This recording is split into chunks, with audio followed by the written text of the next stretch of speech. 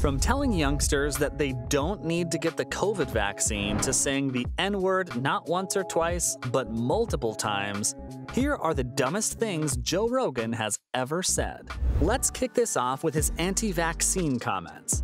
Did you hear about the big ol' fuss Joe stirred up back in April 2021? It all went down on his podcast when he dropped a bombshell. He basically said that if you're healthy as a horse, you don't really need to bother with that COVID-19 vaccine. Now, according to Joe, if you're a 21-year-old asking him, the podcasting guru, whether you should get vaccinated, you know what he'll tell you? He'll probably go, "Nah man, you're good." According to him, if you're all fit and fab, working out like a champ and chowing down on nutritious goodies, COVID-19 isn't something you need to lose sleep over. What? Now, to be fair, Joe's not totally against vaccinations. He generally thinks they're safe. But for you young, vibrant folks out there who are living your best lives, he's basically saying you can give that vaccine a pass. That being said, his words did make a lot of people mad. In fact, even the White House big shots even had to step in and publicly slammed the guy for what he said on his podcast. But hey, Joe wasn't about to let the fire burn without trying to put it out. He hopped back on his podcast and made it crystal clear that he's not some sort of anti-vaccine crusader, but just a regular dude with some opinions that set off a whole bunch of fireworks.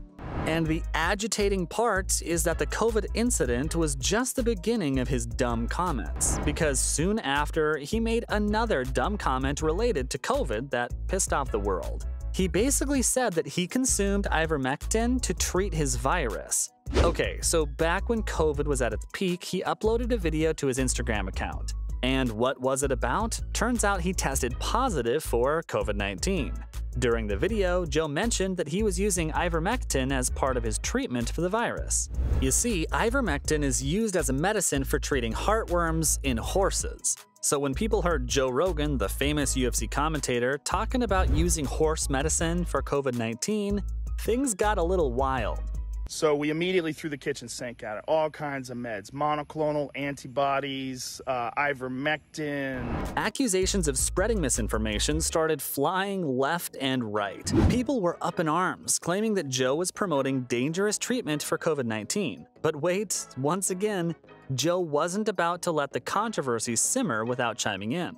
He decided to address the situation on his podcast to set the record straight. He mentioned that he had Dr. Pierre Corey, a respected doctor from frontline COVID critical care workers, on his show, and he said that this doctor and several others had recommended ivermectin to him, as they'd observed some positive results with it in the early stages of the pandemic. And as if going after the vaccine wasn't enough, he even targeted transgender people with his dumb comments. I mean, the whole Fallon Fox incident was crazy. You see, Fallon Fox used to compete as a transgender female fighter in MMA matches against cisgender female opponents. But Joe Rogan had some strong opinions about this situation. In his eyes, Fox shouldn't be squaring off against cisgender fighters because she had an unfair physical advantage that could potentially lead to life-threatening injuries for her opponents. During a podcast episode back in 2013, Rogan expressed his thoughts on the matter. He didn't mince words when he said, and I quote, "She calls herself a woman, but I tend to disagree. She used to be a man, but now she's a transgender." He even claimed that she shouldn't be allowed to fight women because she has a bone structure that comes with having a D. He then proceeded to the two and said that she has bigger hands and bigger shoulder joints, and that she should agree to the fact that she's a man. Wow. After that, the entire internet got pissed at him, with many people accusing him of being transphobic. His comments were rooted in the belief that transgender athletes possess a higher bone density and strength compared to their cisgender counterparts, but it's worth noting that studies have shown that these advantages are majorly reduced after people undergo gender reassignment procedures. So hey, maybe Joe should have done his research before going off. In response to Joe Rogan's remarks, Fallon Fox didn't hold back either. She called him transphobic in a Facebook post and even urged Spotify to sever ties with him. And you know, each time he pulled a stunt like this, he got tons of backlash, but it really taught him nothing. Because if he'd learned his lesson, he wouldn't have said what he said about the Oregon fires. During an episode with Douglas Murray, they got to talking about the devastating wildfires that hit Portland, Oregon in 2020. But here's where things went a bit sideways. Joe made an unfortunate mix-up and ended up attributing the wildfires to left-wing people in Portland. Now, here's the thing, that wasn't accurate at all. In reality, 2 arsonists were arrested in Portland, but neither of them had any connections to left-wing activism or the wildfires in the area. So it was all just conspiracies. Obviously, saying something of this magnitude was a big deal because it literally could have caused riots. And so Joe received some backlash for his statement, with people accusing him of spreading misinformation. Even the FBI in Portland had to step in and release a statement debunking Joe Rogan's theory. Yikes. Now, you should know if the FBI is stepping in to shut you up, you really did cross a line. But hey, credit where credit's due. Unlike the other instances where he didn't bother to budge, this time he recognized his mistake and owned up to it. He took to Twitter and issued a sincere apology, admitting that he hadn't done proper research before making those statements. Things had gotten so bad that people were literally on the verge of canceling him. And hey, on that note, did you know that Joe even said that cancel culture would wipe out all white men?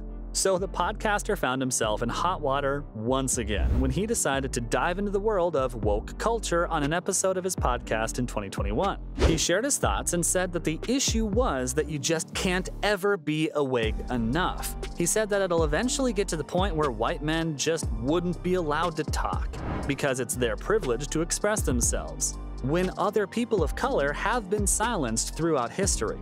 Well, you can bet that the backlash hit him like a ton of bricks. People weren't too thrilled with his comments, accusing him of stirring the pot and spreading negativity. But hold on, because of course, Joe wasn't about to let it slide without attempting to clarify his stance. He clarified that people often hold on to this idea that if they just do the right things, call out the right people, and cancel those deemed unworthy, they'll eventually reach a better reality. But as per Joe, it's not that simple. The thing is, for him, the whole ordeal is like a never-ending train ride. It just keeps going and going. He later added that people misinterpreted what he wanted to say, and his basic point was that no one can ever truly achieve the pinnacle of wokeness. Wow, that explanation literally made nothing better, and finally, saving the most outrageous one for the last, there was even a time when he let his tongue run off saying the N-word. So Joe was riding high on the success of his super popular podcast when he decided to throw his support behind the Democratic nomination for president in 2020, Bernie Sanders. In fact, Bernie himself was so thrilled about it that he tweeted a video of Joe giving him a thumbs up.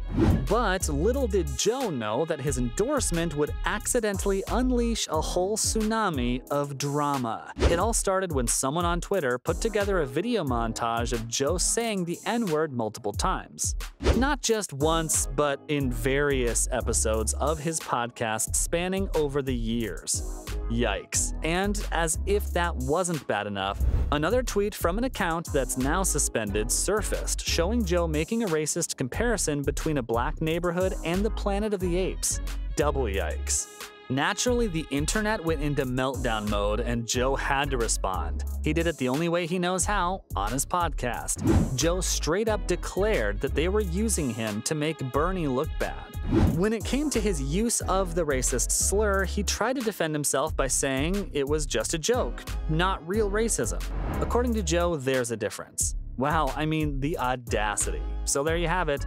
From saying the N-word not once or twice, but multiple times, to claim that the younger generation doesn't need to get the COVID vaccine, those were the dumbest things Joe Rogan has ever said.